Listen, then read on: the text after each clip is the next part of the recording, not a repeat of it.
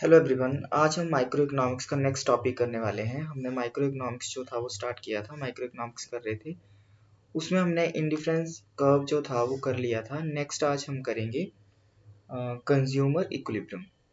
तो next topic है हमारा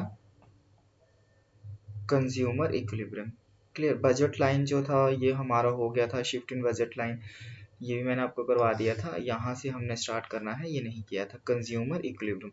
सो what is consumer equilibrium? Consumer जो है इक्विलिब्रियम में कब होगा? Consumer equilibrium means a state of maximum satisfaction. मतलब कंज्यूमर इक्विलिब्रियम में तब होगा when he gets maximum satisfaction and consumer equilibrium is that condition or that situation where a consumer spends his income purchasing one or more commodity so that he gets maximum satisfaction. मतलब कि वो अपनी income को जो है, given income को इस तरह से वो स्पेंड करेगा ताकि उसको जो है वो मैक्सिमम सेटिस्फैक्शन जो है वो मिले। क्लियर। तो कंज्यूमर इक्विलिब्रियम जो है इसकी बात करते हैं तो इसको कैसे जो है वो हम स्टडी करेंगे। टू केसेस इसके आते हैं। फर्स्ट आता है आपका टू कंडीशंस हैं, conditions of consumer equilibrium using marginal utility analysis. With the help of marginal utility analysis हम कर रहे हैं consumer equilibrium. So studied under two cases में इसको स्टडी करते हैं। First in case of single commodity and in case of two commodity या more then to commodities में हम इसको जो है वो स्टडी करेंगे। तो फर्स्ट देखते हैं इन case of single commodity. Single commodity की अगर हम बात करें, when consumer is consuming or purchasing only one commodity. In case of single commodity, consumer in the equilibrium when? कब वो इक्विलिब्रियम में होगा? जब marginal utility of x divided by price of x equal to marginal utility of money होगा। Clear. This is the condition of consumer equilibrium. ठीक है, in the single commodity case. So single commodity case में अगर यहाँ पर आपका schedule नहीं दिया, अगर हम शेड्यूल देखें तो कैसे होगा? देखो यहाँ पर हम शेड्यूल बना के जो है वो देखते हैं। सपोज कंज्यूमर जो है वो यूनिट्स जो है अगर हम मान लेते हैं 1 2 3 4 5 एंड 6, ठीक है, किसी कमोडिटी की ये यूनिट्स हैं। नेक्स्ट है आपका marginal utility of X commodity.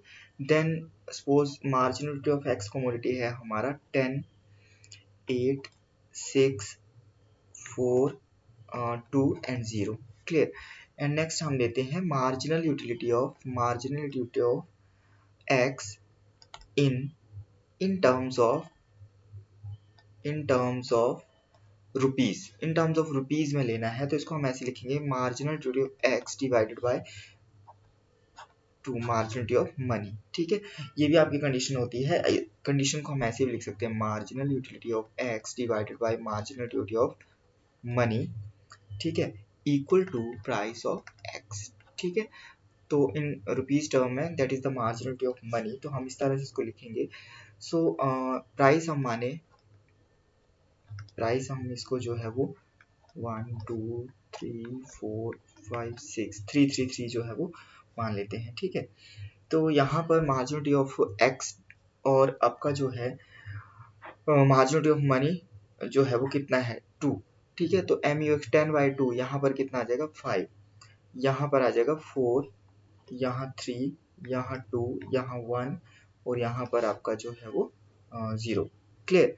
Next है आपका प्राइस एंड यहाँ पर गेन और लॉस की अगर बात करें तो कितना लॉस या गेन होगा, तो यहाँ पर 2 1 0 और यहाँ -1 -2 -3 इस तरह से।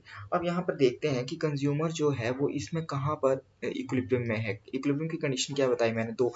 दिस इज द या तो ऐसे या फिर आपका जो है marginality of x divided by price of x equal to marginality of money. ठीक है, marginality of x divided by marginality of money equal to price of x जो है वो कहाँ पर हो रहा है? तो यहाँ पर 3 की जो ये कंडीशन है in the single commodity case, यहाँ पर जो है वो कंज्यूमर क्या होगा? इक्विलिब्रियम में होगा। This is the condition of consumer equilibrium. Clear. So ये था आपका with the in a single commodity case. ठीक है, तो सिंगल कमोडिटी केस में आपका क्या आया कि marginal utility of x divided by marginal utility of money equal to price of x आ रहा था, दैट वाज 6/2 इक्वल टू 3 ऐसे था। ठीक है, सो यहाँ पर हम डायग्राम की अगर बात करें तो ये देखेंगे आप, this is the price of x, ये जो आपको लाइन दिख रही है। ठीक है, this is the marginality of money. Marginality of money जो है वो आपका डाउनवर्ड स्लोप होता है इसका, एंड यहाँ इस पॉइंट के बाद जो यहाँ पर ये जीरो है, जीरो मार्जिनलिटी ऑफ मनी है, इसको हम पॉइंट ऑफ सैटिस्फैक्टी भी बोलते हैं कि here on this point consumer is fully satisfied, ठीक है। After that if he will purchase more and more commodity of X commodity any good, then that commodity or the combination of that commodity will give them negative जो है वो उसका utility देंगे, ठीक है। Will give them negative utility, ठीक है। तो उसको वो वहां से जो है वो नेगेटिव यूटिलिटी जो है वो उसे मिलेगी। तो इसीलिए मार्जिनल जो है वो सपोज देखो आपको याद होगा, जैसे हमें अगर एक एग्जांपल लेते हैं कि अगर हमें 5 ग्लास जो है वो वाटर प्यास लगी है, तो जब तक हम 5 नहीं पियेंगे तब तक जो है वो हमारी प्यास जो है वो कम होती जाएगी, ठीक है। तो ये वही कंडीशन है कि यहाँ पर हम फुली सेटिस्फाइड हो गए, बट उससे भी ज़्यादा अगर हम पीते जाएंगे पानी तो आफ्टर सम टाइम जो क्या होगा, हमें वोमिटिंग स्टार्ट हो जाएगी। तो उस कंडीशन में हमारी मार्जिनलिटी जो है वो नेगेटिव में चली जाएगी, ठीक है।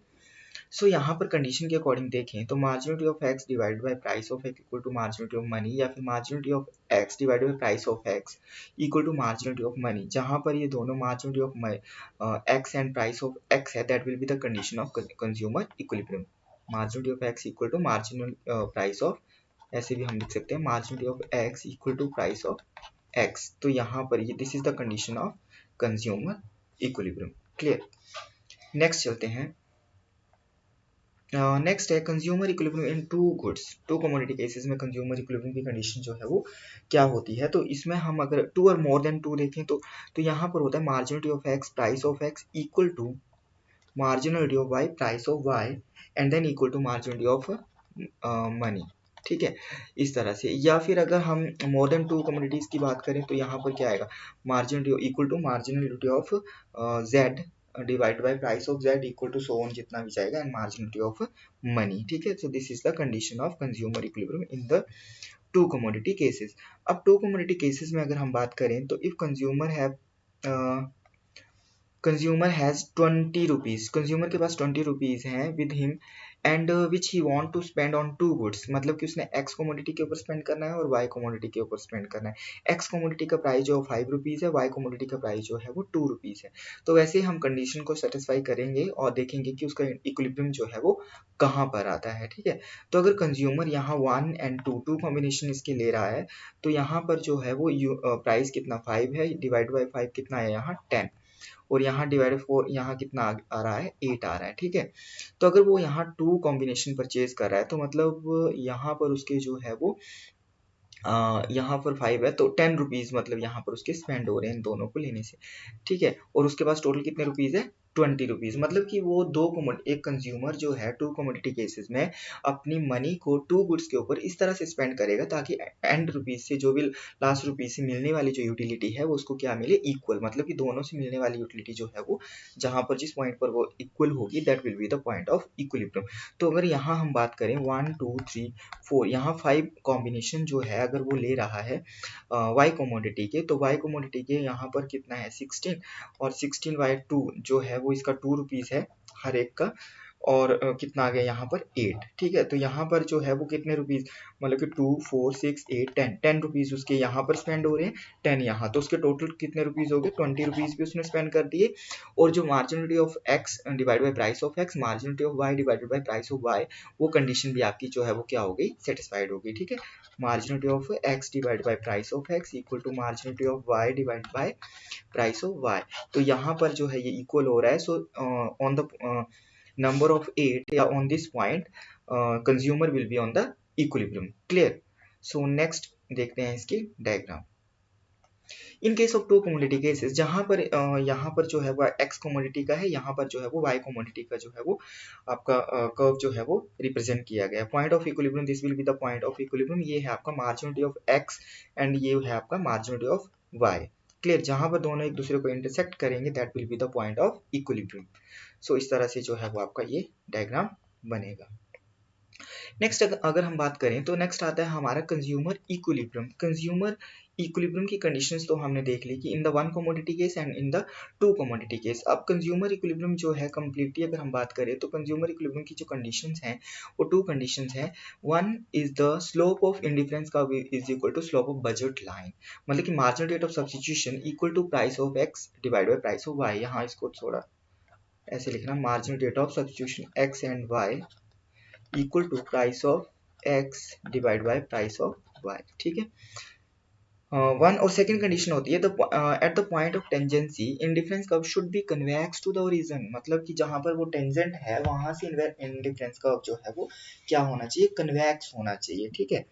तो यहाँ पर जो है वो अगर हम कंज्यूमर इक्विलिब्रियम की बात करें, पहले हमने किया कि using the marginal utility analysis, और अब कंप्लीट जो है वो हम with the help of indifference curve हम कर रहे हैं, conditions of consumer equilibrium using, यहाँ लिख देता हूँ यूजिंग आईसी, ठीक है। पहले हमने किया यूजिंग यूटिलिटी एनालिसिस, और यहाँ पर हम देख रहे हैं with the help of indifference curve. So indifference curve के साथ अगर हम देखें तो क्या होगा, first condition will be slope of indifference curve equal to slope of budget line, that will be the MRS XY equal to price of x divided by price of y, and the second condition is at the point of tangency IC should be the convex to the origin, की indifference curve जो है वो क्या होना चाहिए, it should be convex to the origin. So देखते हैं diagram. So consumer equilibrium, first पहले तो कंज्यूमर इक्विलिब्रियम होता क्या है ये देख लीजिए आप, कि consumer equilibrium is that point या दैट कंडीशन है जहां से जो है वो there no tendency to move, मतलब कि कंज्यूमर जो है वो फुली सेटिस्फाइड होगा एंड कंज्यूमर जो है वो वहां से मतलब मूव नहीं करना चाहेगा, इस पॉइंट से वो हटना नहीं चाहेगा, कि यहाँ पर जो उसका फुली सेटिस्फेक्शन का जो है वो पॉइंट है, ठीक है। तो नेक्स्ट डायग्राम देखें तो यहाँ पर देखेंगे with the help of indifference curve कर रहे हैं, this is the indifference curve, these are the 3 indifference curve बताया, मतलब इंडिफरेंस सेट बताया। तो यहाँ पर आपका जहाँ पर ये बजट लाइन को टेंजेंट कर रहा है, ठीक है, टेंजेंट कर रहा है, तो वहां पर आपका यहाँ पर, ठीक है। तो हमने कंडीशन क्या पढ़ी कि आपका MRS XY इक्वल टू क्या था, price of x divide by price of y, ठीक है। तो ये जो है वो आपका होना चाहिए, तो ये दोनों कंडीशन जो है वो यहाँ पर क्या हो रही है, फुलफिल हो रही है, ठीक है। This will be the point of equilibrium, good x है ये आपका और ये गुड y है, ठीक है। तो यहाँ पर दो कंडीशन जो है, एंड फर्स्ट तो ये आ गई कि marginal rate of substitution x y equal to price of x divide by price of y, and second is कि indifference curve is convex to the, it should be convex to the origin and tangent with the budget line. तो यहाँ पर ये जो है वो fulfil हो रही है कंडीशन। तो ये आपका आ गया consumer equilibrium with the help of diagram. I hope कि आपको जो है वो समझ आया होगा, ठीक है। अब अगर आपको वीडियो जो है वो हेल्पफुल लगी है, कंटेंट जो है वो हेल्पफुल लगा है, तो आप जो है वो लाइक कर दें, सब्सक्राइब कर दें, ठीक है। और इसी तरह से जो है आपको रोज मतलब नेक्स्ट जो है वो कंटेंट जो है इसके बारे में, टॉपिक जो है इस तरह से कंसेप्ट जो है वो आपको मिलते रहेंगे। दूसरा, हमने प्रीवियस ईयर क्वेश्चन पेपर को डिस्कस करना भी स्टार्ट किया है, हम अभी कर रहे हैं HP सेट के पेपर, ठीक है, स्टेट एलिजिबिलिटी टेस्ट। तो अभी HP सेट जो है वो आने वाला है, प्रीवियस ईयर के जो पेपर हैं हम वो कर रहे हैं सॉल्व, और हमने HP PGT भी आने वाला है, तो HP PGT के भी जो है वो पेपर हमने 2016 का सॉल्व किया है। अगर आप वो देखना चाहें तो वो आप वहाँ से आप जाके जो है वो देख सकते हैं, clear. So okay, thank you.